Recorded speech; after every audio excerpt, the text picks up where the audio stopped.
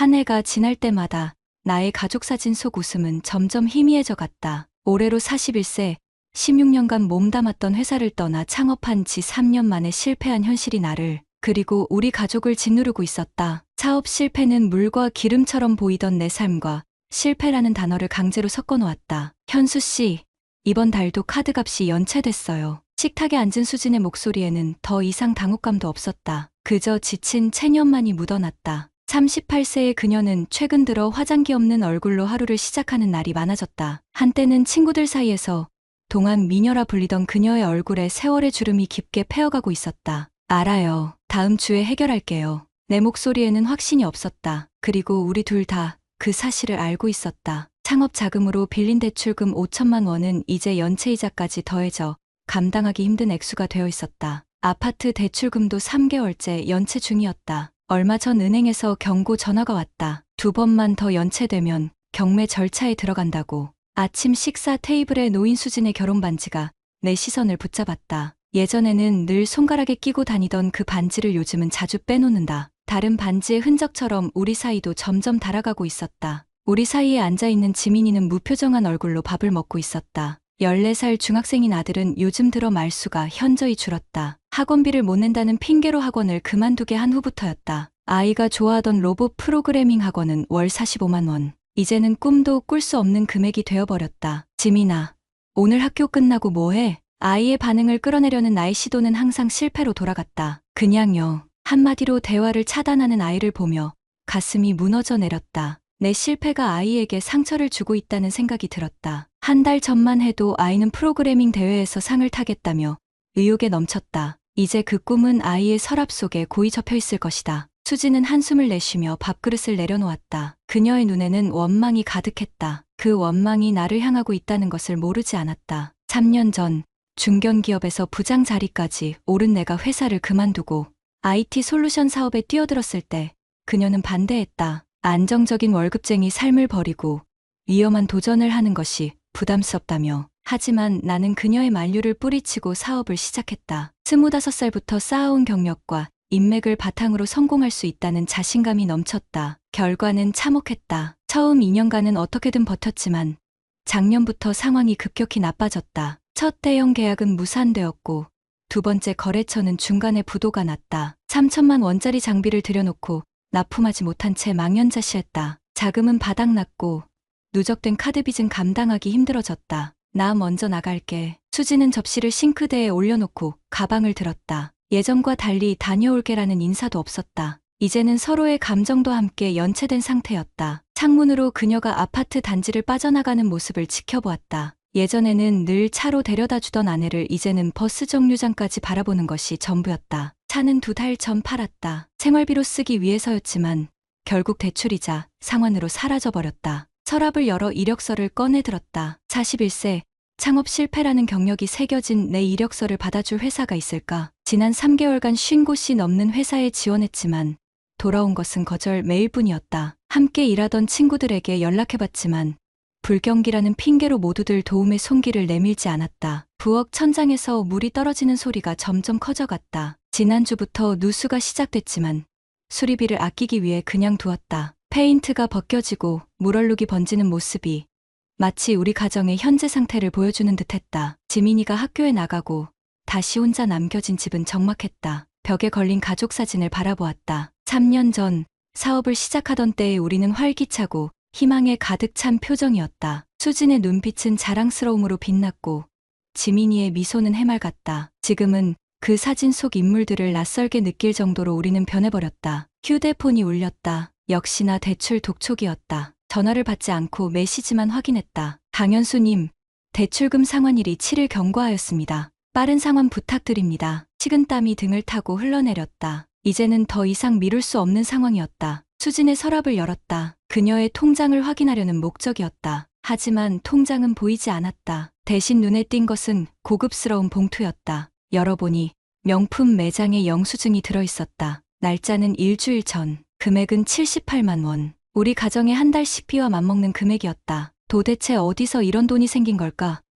당장 생활비도 없다고 아우성치던 수진이었는데 그때 수진의 휴대폰으로 온 메시지가 식탁 위에서 진동했다. 잠시 망설였지만 수상한 상황들이 계속 쌓이면서 참을 수 없는 호기심과 불안감에 휴대폰을 들어 확인했다. 오늘 점심도 같이 할까요? 지난번 음식점 맛있었어요. 발신자는 정호 대표님이었다. 처음 듣는 이름이었다. 더 이상의 메시지는 없었지만 이 단 한 줄이 내 머릿속에 수많은 의문을 던져주었다. 누구지? 왜 내가 모르는 사람과 점심을 먹는 거지?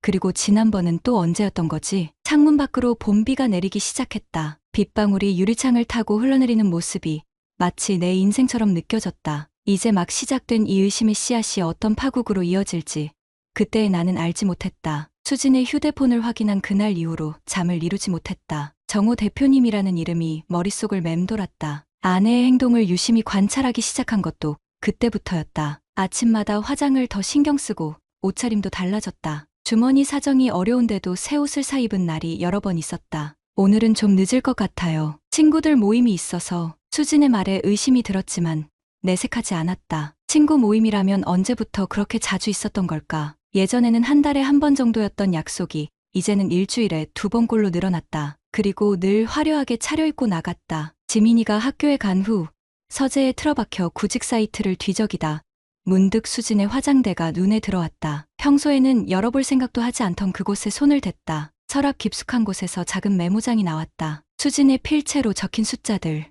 날짜와 금액이 빼곡했다. 최근 날짜로 갈수록 금액이 커졌다. 마지막 숫자는 175만 원. 그 옆에는 작게 윤정호라는 이름이 적혀 있었다. 가슴이 철렁 내려앉았다. 윤정호가 바로 그 정호 대표님일까?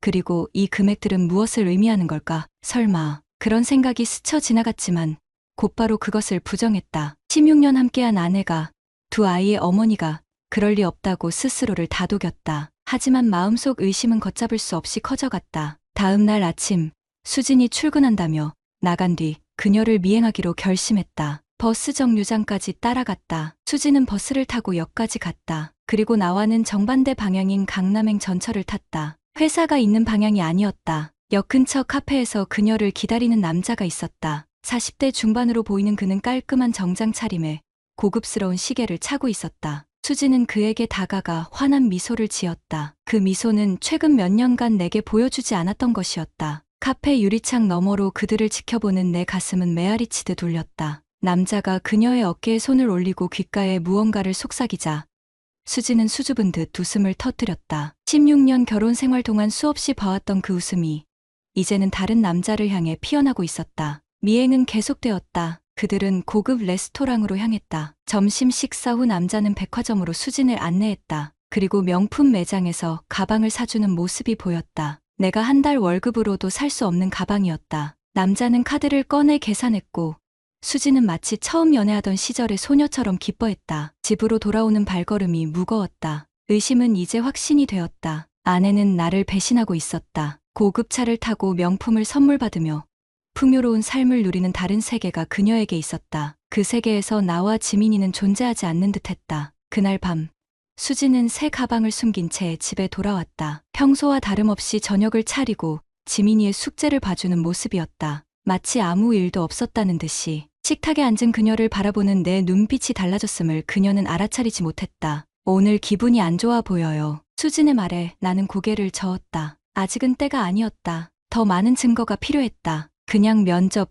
결과가 안 좋아서요. 거짓말이 자연스럽게 흘러나왔다. 면접도 없었고 결과도 없었다. 하지만 이제 거짓말은 우리 사이에서 흔한 일이 되어버렸다. 그녀도 나도 다음 날부터 본격적인 조사에 나섰다. 수진의 통화 기록을 확인하자 정호 대표님과의 통화가 하루에도 여러 차례 있었다. 통화 시간도 길었다. 가장 길었던 통화는 67분. 그것도 내가 잠든 후 새벽 시간대였다. 인터넷 검색으로 윤정호라는 인물을 찾아보았다. 여러 윤정호 중에서 리스트를 좁혀나갔고 마침내 그를 찾았다. 45세, 중소기업 정호 엔터프라이즈의 대표였다. 홈페이지에 있는 그의 사진이 카페에서 본 남자와 일치했다. 아내의 휴대폰 비밀번호를 알아내기 위해 며칠을 공들였다. 지민이의 생일, 우리의 결혼기념일, 수진의 생일 모두 아니었다. 마지막 시도로 입력한 것은 0428이었다. 4월 28일. 그날은 무슨 날일까? 화면이 열렸다. 메시지함으로 들어갔다. 정호와 주고받은 도저히 남편이 볼 수 없는 내용들이 가득했다. 사진도 있었다. 고급 호텔 로비에서 함께 찍은 사진, 레스토랑에서의 사진, 그리고 더 충격적인 사진들까지. 가슴이 찢어지는 듯했다. 손이 떨려왔다. 스크린샷을 찍으려는 순간 전화가 울렸다. 정호 대표님이었다. 순간 당황해 전화를 받았다가 아무 말 없이 끊었다. 하지만 이미 늦었다. 그가 내 목소리를 들었을 것이다. 얼마 후 수진에게서 연락이 왔다. 휴대폰 봤어요? 짧은 질문이었지만 모든 것을 담고 있었다. 나는 대답하지 않았다. 그날 저녁 수진은 평소보다 일찍 귀가했다. 얼굴은 창백했고 눈은 충혈되어 있었다. 그녀는 거실에 앉아있는 나를 보더니 한숨을 내쉬었다. 언제부터 알았어요? 침묵이 흘렀다. 지민이는 방에서 게임을 하고 있었다. 아이에게 들리지 않게 목소리를 낮추었다. 몇 달 전부터 이상한 김새를 느꼈어요. 하지만 확신한 건 얼마 전이죠. 수지는 고개를 숙였다. 눈물이 흘러내렸다. 하지만 그 눈물이 진심인지 연기인지 구분할 수 없었다. 미안해요. 하지만 당신이 모든 걸 망쳤어요. 안정된 직장을 버리고 사업을 시작해서 우리 가족을 이렇게 만든 건 당신이에요. 그녀의 말은 비수가 되어 가슴을 찔렀다. 하지만 그것은 내 잘못을 정당화할 수 있는 이유가 될 수 없었다. 그래서 다른 남자에게 기대야 했나요? 우리 가족은, 지민이는 어떻게 되는 거죠? 수지는 대답하지 않았다. 그녀의 침묵이 모든 것을 말해주고 있었다. 그녀에게 있어 가족은 이미 포기할 수 있는 대상이 되어버린 것인지도 모른다. 밤이 깊어갔다. 같은 침대에 누웠지만 우리 사이의 거리는 그 어느 때보다 멀었다. 천장을 바라보며 우리의 과거를 회상했다. 처음 만났을 때의 설렘, 결혼을 결심했던 순간, 지민이가 태어났을 때의 기쁨, 그 모든 순간들이 이제는 흑백 영화처럼 느껴졌다. 아내의 숨소리가 들렸다. 그녀는 잠들었을까? 아니면 나처럼 뒤척이고 있을까? 이불 위에 놓인 그녀의 손을 바라보았다. 결혼 반지가 없었다. 언제부터 반지를 끼지 않았을까? 그리고 나는 언제부터 그것을 눈치채지 못했을까? 창밖으로 도시의 불빛이 깜빡였다. 저 불빛 어딘가에 윤정우라는 남자가 있을 것이다. 내 아내를 빼앗아간 그 남자. 하지만 깊이 생각해보면 그녀는 이미 마음으로는 우리 가족을 떠난 지 오래였던 것 같다. 경제적 어려움이 우리 사이에 균열을 만들었고 그 균열은 점점 커져 이제는 돌이킬 수 없는 강이 되어버렸다. 잠들기 전 마지막 생각은 지민이었다. 14살 아들에게 이 사실을 어떻게 말해야 할까? 혹은 말하지 않고 넘어갈 수 있을까? 아이의 상처를 생각하니 가슴이 미어졌다. 이제부터 시작될 전쟁에서 가장 큰 희생자는 아마도 지민이가 될 것이다. 일주일이 지났다. 수진과 나는 같은 공간에 있으면서도 서로 다른 행성에 살고 있는 것 같았다. 대화는 최소한으로 줄었고 눈빛 교환조차 피했다. 그러면서도 지민이 앞에서는 최대한 평소와 다름없이 행동하려 했었다. 하지만 아이는 이미 우리 사이의 변화를 감지한 듯했다. 아내의 외도를 확인한 후 나는 결정적인 증거들을 모으기 시작했다. 법적 대응을 위해서였다. 변호사와의 상담에서 위자료 청구를 위해서는 구체적인 증거가 필요하다는 것을 알게 되었다. 감정적으로는 무너져 내렸지만 이성적으로는 차갑게 계산하기 시작했다. 아내의 행적을 더 자세히 추적하기 위해 GPS 추적 앱을 그녀의 휴대폰에 몰래 설치했다. 윤리적으로 옳지 않다는 것을 알면서도 이미 무너진 신뢰 속에서 나는 다른 선택지가 없었다. 앱을 통해 수진이 자주 찾는 장소들이 드러났다. 강남의 특정 호텔,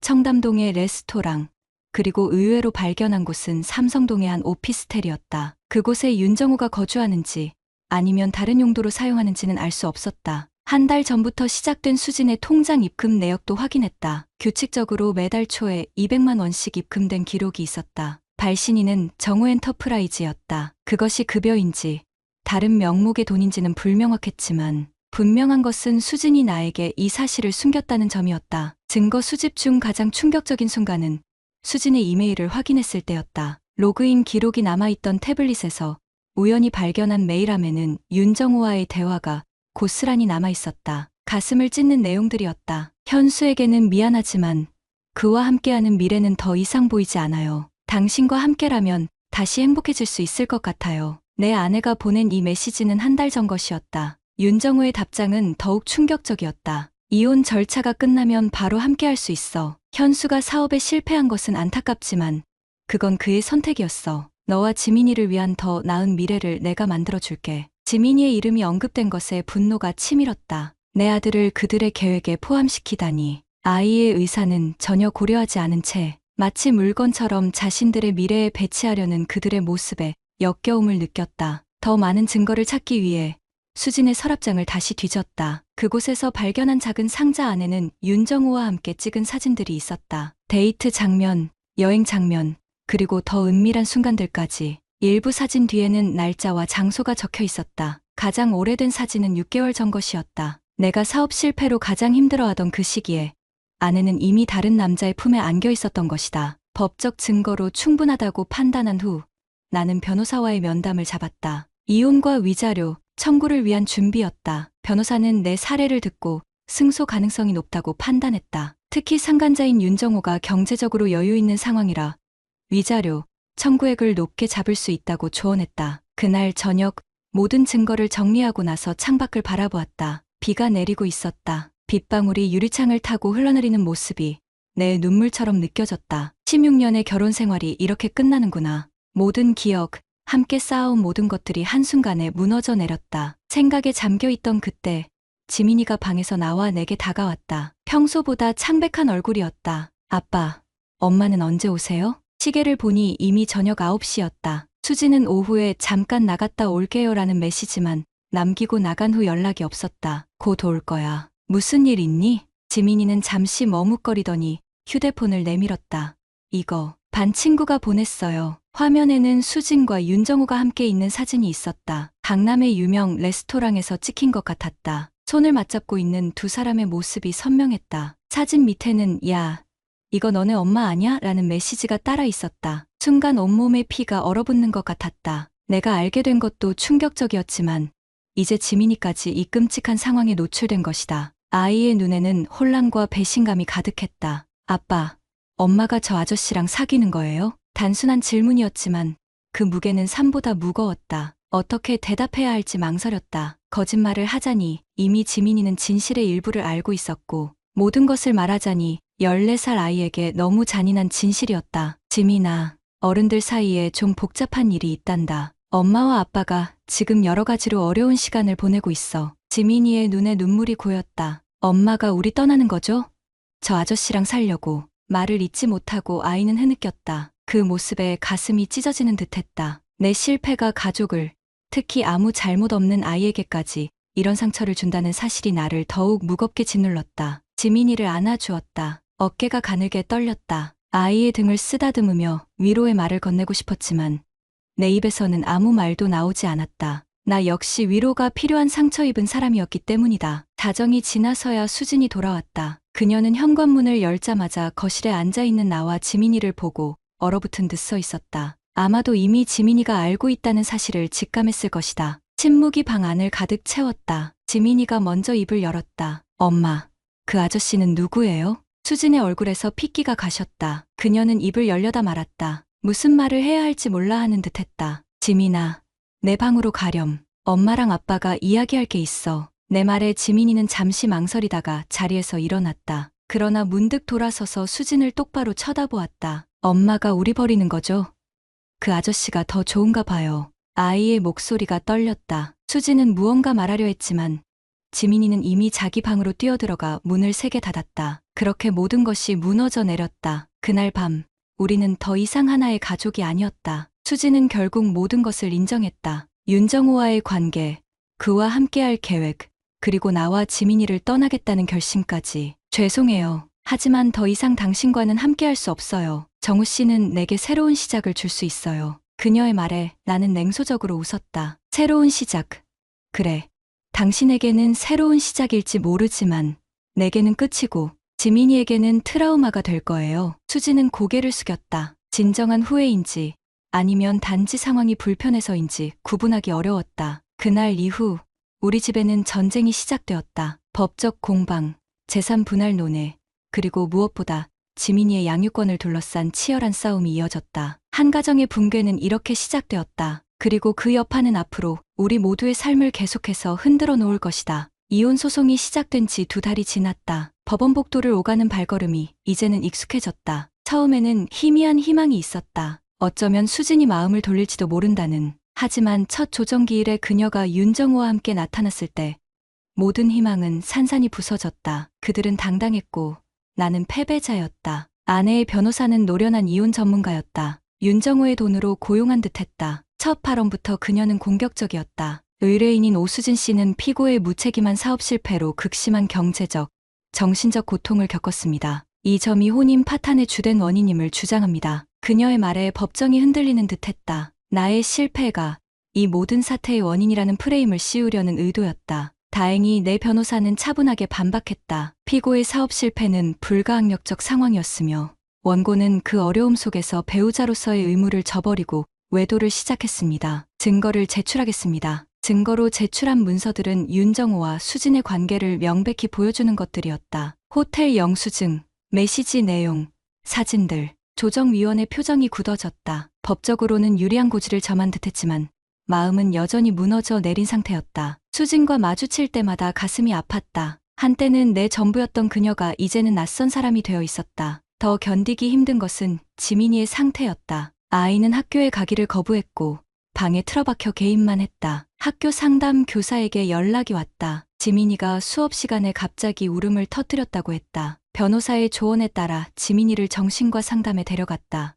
의사는 아이가 심각한 우울 증상을 보이고 있다고 진단했다. 약물 치료까지 권했지만 나는 잠시 미루기로 했다. 14살 아이에게 정신과 약을 먹이는 것이 꺼려졌다. 대신 매주 상담을 받기로 했다. 심리 상담사와의 면담에서 지민이는 마음을 조금씩 열기 시작했다. 상담사의 보고에 따르면 아이는 엄마의 배신으로 심각한 신뢰 문제를 겪고 있었다. 특히 엄마가 날 사랑한다면 어떻게 떠날 수 있어요? 라는 질문을 반복했다고 한다. 그 말을 전해 들었을 때 나는 화장실에 들어가 조용히 울었다. 셋째 주 법원 조정에서 윤정호가 처음으로 입을 열었다. 저는 수진 씨와 진지한 관계입니다. 이혼이 성립되면 바로 결혼할 계획이고 지민이도 함께 키울 생각입니다. 그의 당당한 발언에 분노가 치밀었다. 내 아들을 키우겠다고?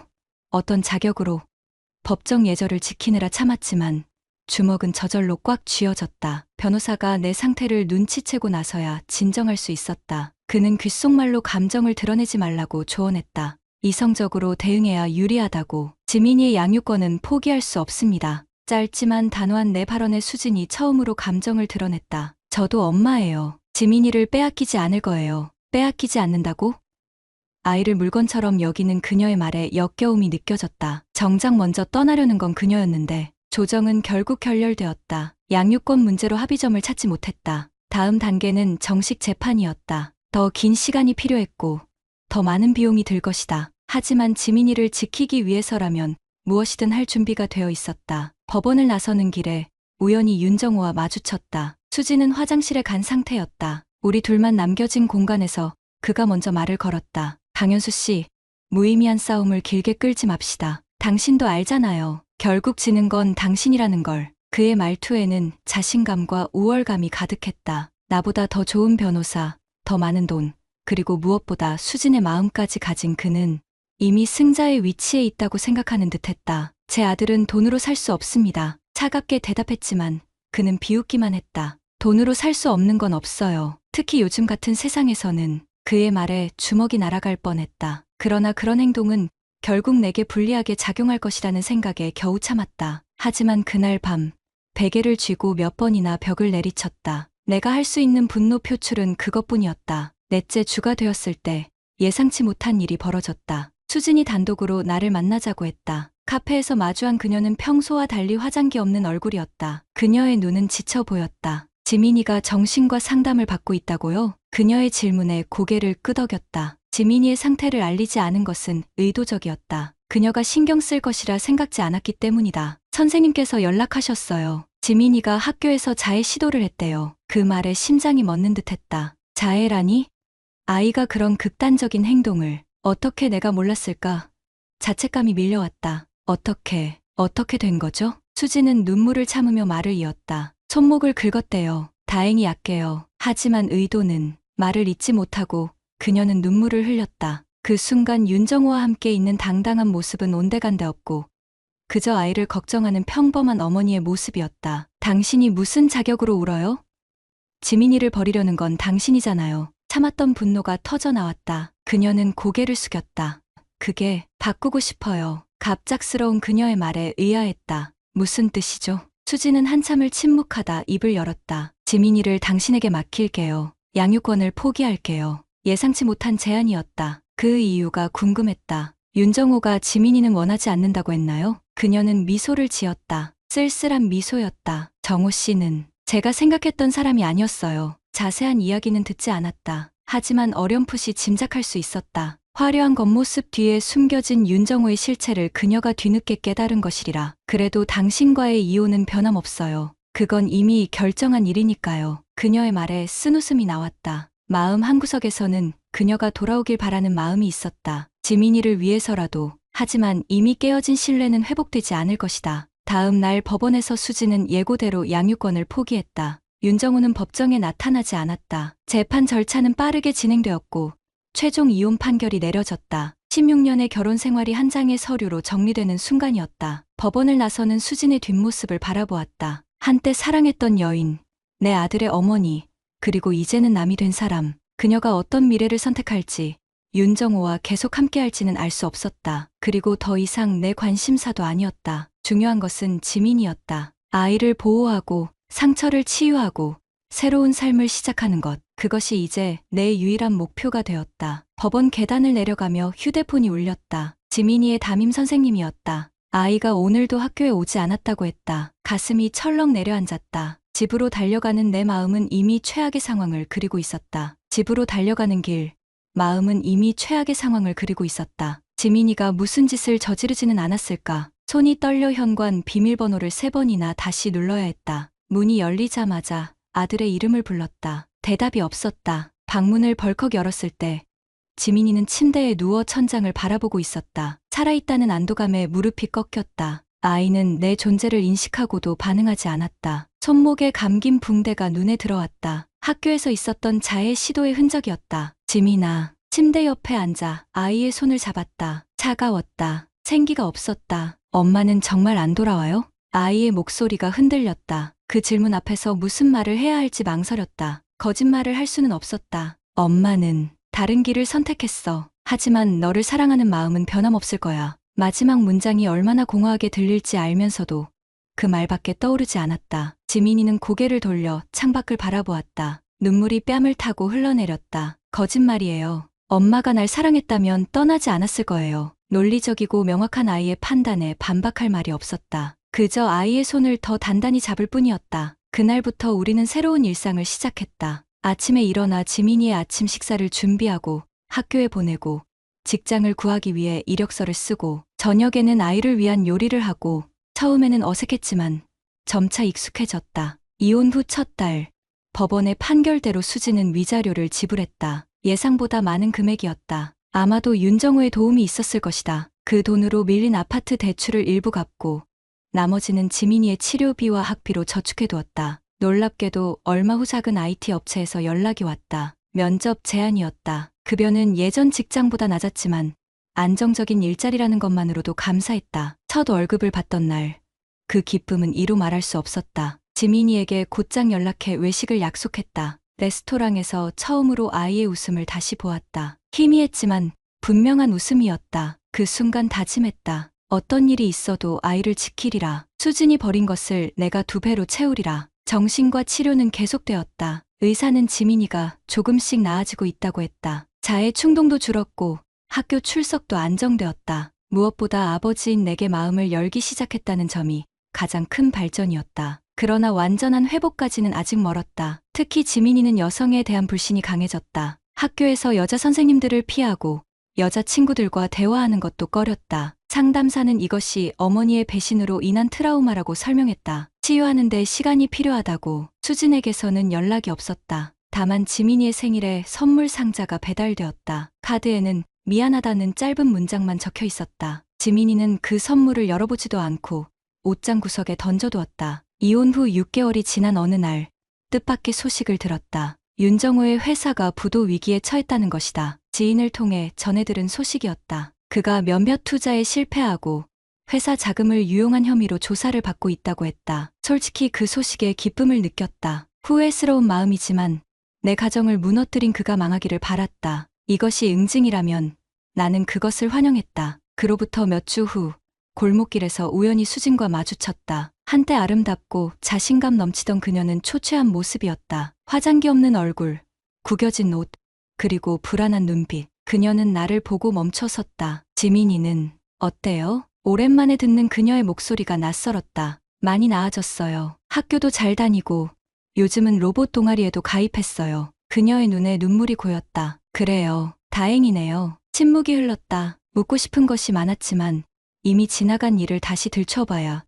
의미가 없다고 생각했다. 윤정호는요? 그럼에도 그 질문만은 던져보았다. 그녀는 고개를 숙였다. 사기꾼이었어요. 모든 사업이 거짓이었고 돈도 대부분 빚으로 유지하던 거였어요. 지금은 연락도 안 돼요. 묘한 감정이 밀려왔다. 통쾌함과 동시에 연민. 그녀도 결국 속았던 것이다. 그리고 그 대가로 모든 것을 잃었다. 도움이 필요하면 연락해요. 지민이의 어머니니까. 내 말에 그녀는 고마움을 표했지만 더 이상의 대화는 없었다. 서로의 삶은 이미 다른 길로 접어들었다. 그녀는 천천히 걸어가는 뒷모습만을 남겼다. 집에 돌아와 지민이에게 수진을 만났다는 이야기는 하지 않았다. 아이의 마음이 조금씩 안정을 찾고 있는 상황에서 불필요한 동요를 일으키고 싶지 않았다. 이혼 판결 1주년이 되는 날, 우연히 신문에서 윤정호의 기사를 보았다. 횡령 혐의로 구속되었다는 내용이었다. 사진 속 그의 모습은 법정으로 들어가는 초라한 뒷모습뿐이었다. 한때 당당하고 거만했던 그 모습은 찾아볼 수 없었다. 기사를 보며 복잡한 감정이 들었다. 승리감,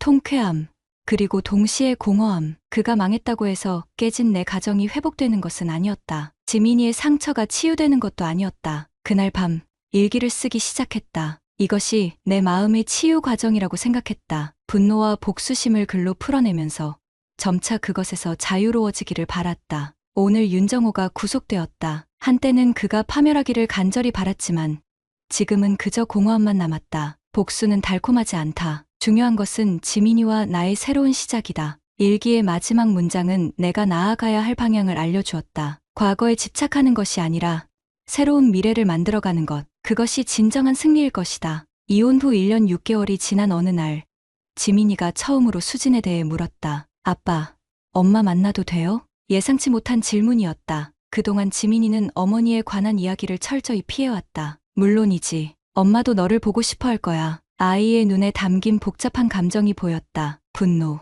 그리움, 그리고 혼란. 아직은 준비가 안 된 것 같아요. 그냥 궁금했어요. 그 말을 끝으로 아이는 자기 방으로 들어갔다. 문이 닫히는 소리가 들렸다. 언젠가 그 문이 다시 열릴 날이 올 것이다. 지민이가 과거의 상처를 넘어 어머니와의 관계를 새롭게 정립할 날이. 내 마음의 문도 마찬가지였다. 아직은 완전히 열리지 않았지만 조금씩 빗장을 풀어가고 있었다. 수진을 용서했다고 말할 수는 없지만 증오하지도 않게 되었다. 그녀도 자신의 선택에 따른 대가를 치르고 있을 것이다. 창밖으로 새 계절의 기운이 느껴졌다. 겨울이 지나고 봄이 오는 것처럼 우리의 삶에도 새로운 계절이 찾아오고 있었다. 끝나지 않은 전쟁은 여전히 진행 중이지만 그 전쟁의 성격이 달라졌다. 이제는 타인과의 싸움이 아니라 내면의 상처와 싸우는 과정이었다. 일기장의 마지막 페이지에 적었다. 완전한 승리란 없다. 다만 우리는 매일 조금씩 나아질 뿐이다. 지민이를 위해, 그리고 나 자신을 위해 이 전쟁을 끝내고 평화를 찾을 때가 왔다. 펜을 내려놓으며 창밖의 별을 바라보았다. 어딘가에서 수진도 같은 하늘을 바라보고 있을까? 우리는 이제 서로 다른 길을 걷지만 한때 같은 꿈을 꾸었던 사람들이었다. 그리고 지민이를 통해 영원히 연결된 존재일 것이다. 그렇게 우리의 이야기는 완전한 결말 없이 흘러간다. 끝나지 않은 전쟁. 그것이 인생인지도 모른다. 하지만 이제 나는 그 전쟁에서 패배자가 아니라 살아남은 자로 서 있다. 그것만으로도 충분하다. 구독자님들, 다른 분들과 함께 의견 나눠보세요. 저도 읽어보며 소통하겠습니다.